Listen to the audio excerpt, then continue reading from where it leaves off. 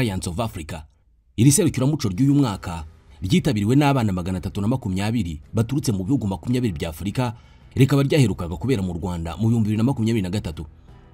Perezida Paul Kagame yashimiye Masai Ujiri washinze umuryango Giants of Africa, amushimira uburyo afasha urubyiruko rwa Afurika gukuza impano mu mukino wa basketball no mu zindi mpano, ndetse amushimira urukundo adahwema kugaragariza u Rwanda.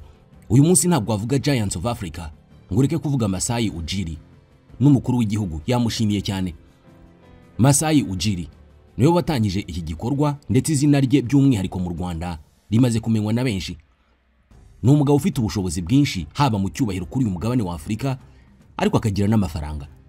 By'umwihariko ariko ni inshuti y'u Rwanda, akaba inshuti ikomeye ya Perezida Paul Kagame, wanavuga ko akunda cyane Perezida Kagame. Byemezwa ko ibiganiro yagiye agirana na Perezida Paul Kagame ndetse n'ibikorwa by'uyu muryango Giants of Africa mu Rwanda biri mu byagize uruhare mu kuvuka kw'igitekerezo cyo kubaka BK Arena. Yagize uruhare mu kubaka no gusana ibibuga by'imikino cyane cyane ya basketball mu Rwanda, nk'ikibuga cya Club Rafiki i Nyamirambo. Ku itariki ya 23 y'ukwezi kwa 7 mu 2021 nibwo byatangajwe ko Masai Ujiri yahawe ubutaka na leta i Kigali kugira ngo agire umushinga hakorera. Uwo mushinga nawo muri riserukiramuco ryo muri uyu mwaka uri mu igomba gutaha ku mugaragaro, Zaria Court. Iki ni igikorwa remezo gitangaje cyagenewe ibikorwa bya siporo, umuco n'imyidagaduro. Cyamaze kuzura gitwaye miliyoni 25 z'amadolari y'Amerika, ayarasaga miliyari 36 z'amanyarwanda. Masai Ujiri ni muntu ki? Ibikorwa bye birimo na Giants of Africa byatangiye bite? Reka tubivugeho.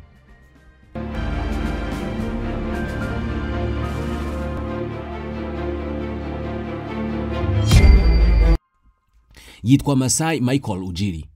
Yavutse ku itariki ya 7 y'ukwezi kwa 7 mu 1970, avukira mu Bwongereza. Ubu afite ubwenegihugu butatu: ni Umwongereza, akaba Umunyanigeria n'Umunyakanada. Yavukiye Bournemouth mu Bwongereza. Ise ni Umunyanigeria, nyina akaba Umunyakenya. Ababyeyi be bari abanyeshuri b'abanyamahanga mu Bwongereza. Nubwo yavukiye mu Bwongereza, yakomeje kugirana umubano ukomeye n'ibihugu by'ababyeyi be, Nigeria na Kenya. Umuryango we waje gusubira muri Nigeria afite imyaka 2, akurira hitwa Zaria muri Nigeria. Akiri muto yabanje gukina umupira w'amaguru, nyuma aza kubona ko ashishikajwe cyane n'umukino wa basketball. Yari afite imyaka 13. Mu bwana bwe yakunze cyane Hakeem Olajuwon, ikirangirire muri NBA, nawe wari Umunyanigeria. Kubw'umuhate we, ababyeyi be baje kumwemerera, baranamushyigikira cyane mu mukino wa basket, cyane cyane muri kaminuza. Yinjira muri imwe mu makipe akomeye cyane yo mu Burayi. Ujiri nk'umukinnyi yakoresheje igihe cye cyose akinira amakipe y'u Burayi. Mbere yo kwinjira muri kaminuza, Ujiri yakinnye shampiyona y'Ubwongereza ya basketball muri ekipe ya Solent Stars. Yaje no gukinira yitwa Derby Rams, nayo yo mu Bwongereza. Nyuma asubira muri Solent Stars.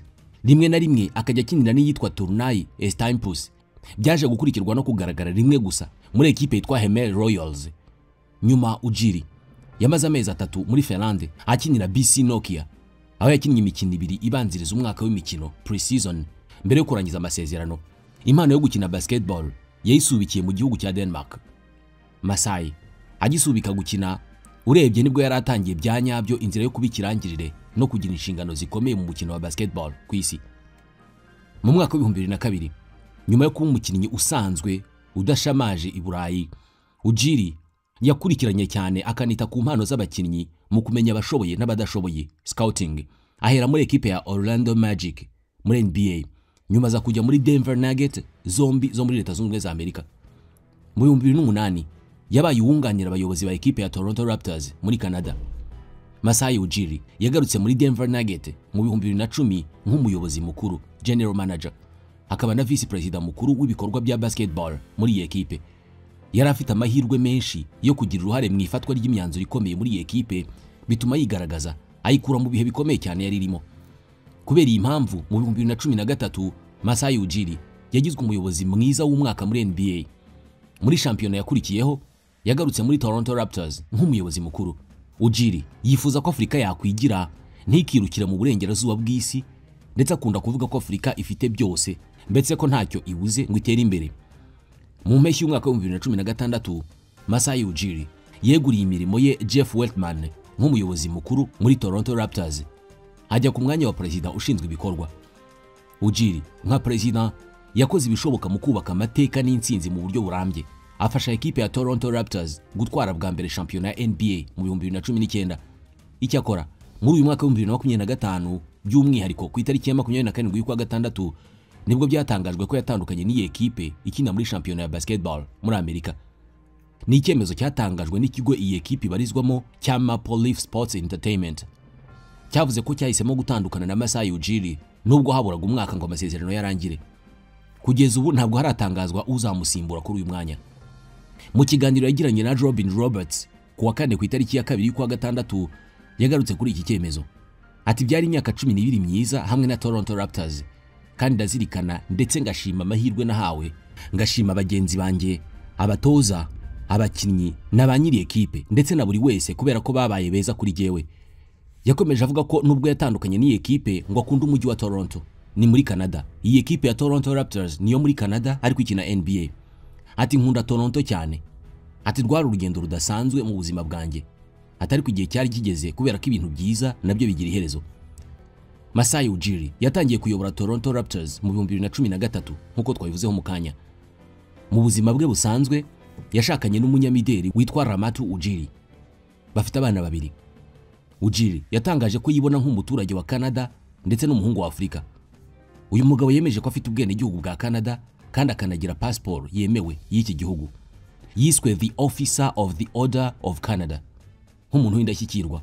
Mu 2023 nibwo yahawe iri zina cyangwa se umwanya niba ari ko umuntu yabyita nk'uwakoze ibikorwa by'akataraboneka muri Canada. Kwitwa Officer of the Order of Canada muri iki gihugu ni icyubahiro gihabwa abantu bagize uruhare rukomeye bakanagaragaza ubudashyikirwa n'ibyo bagezeho mu nzego zabo. Ni icyubahiro gikomeye mu nzego za gisivile muri Canada. Mu mwaka wa 2020 nibwo iri serukiramuco rya Giants of Africa ryatangiye kubera mu Rwanda.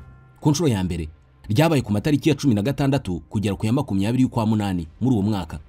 Ni nabwo Masai Ujiri yahishuyeho igitekerezo cyo kubaka inyubako ya BK Arena cyaturutse. Icyo gihe yavuze ko u Rwanda rufite amategeko akomeye, ari nayo mpamvu bishimishije kuba rwari rugiye kwakira iri serukiramuco.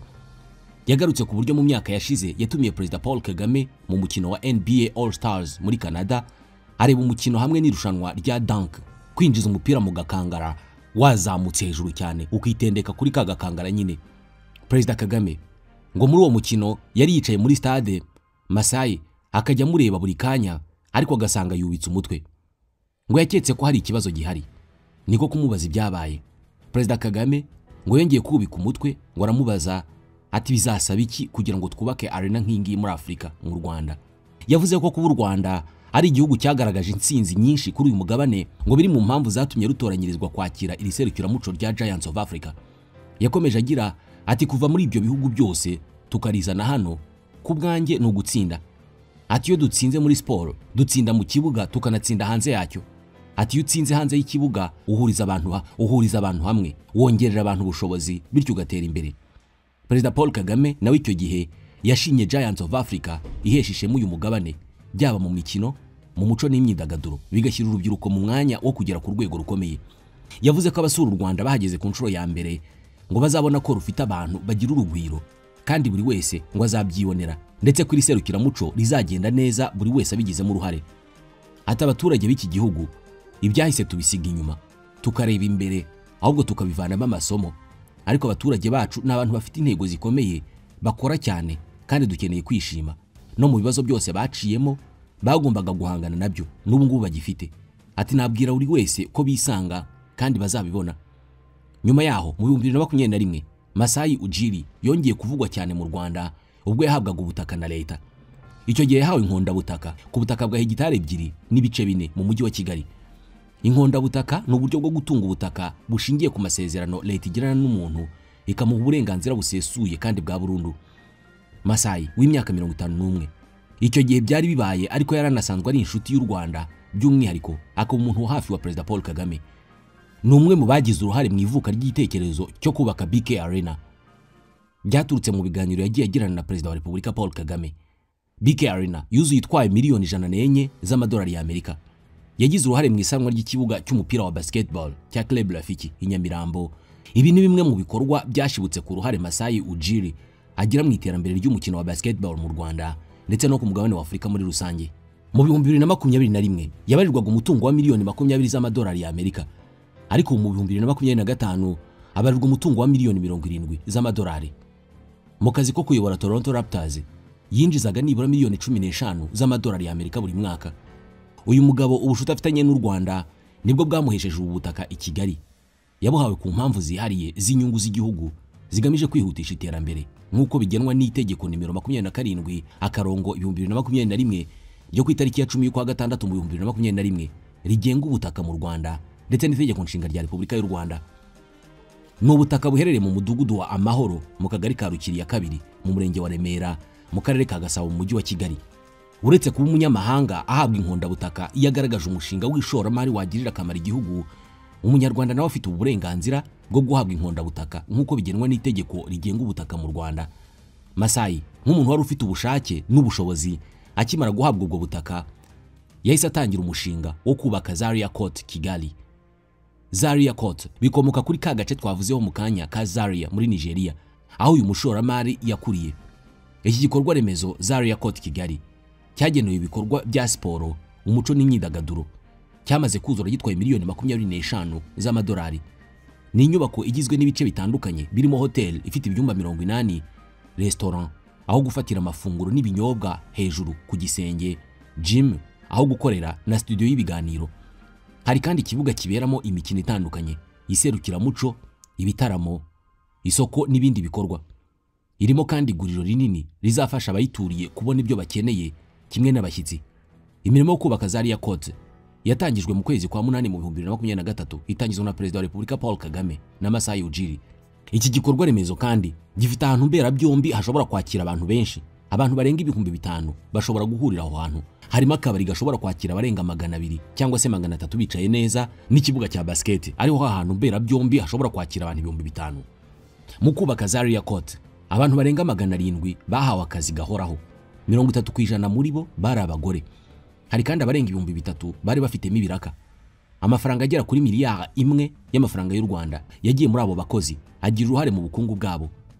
Nyuma y'uko iki gikorwa remezo cyuzuye, bibarwa ko abarenga 300 bagiye kubona akazi gahoraho mu bikorwa bitandukanye bikorerwa muri iki gikorwa remezo. Kuri iyi nyubako kandi hari igice cyahoze Hotel Amahoro mbere ya Jenoside yakorewe Abatutsi, ahabaga bamwe mu bari mu butumwa bw'umuryango w'abibumbye barimo General Romeo Dallaire. 90% by'ibyubatse inyubako ngo ni ibikoresho byo mu Rwanda, 10% gusa nibyo byavuye mu mahanga.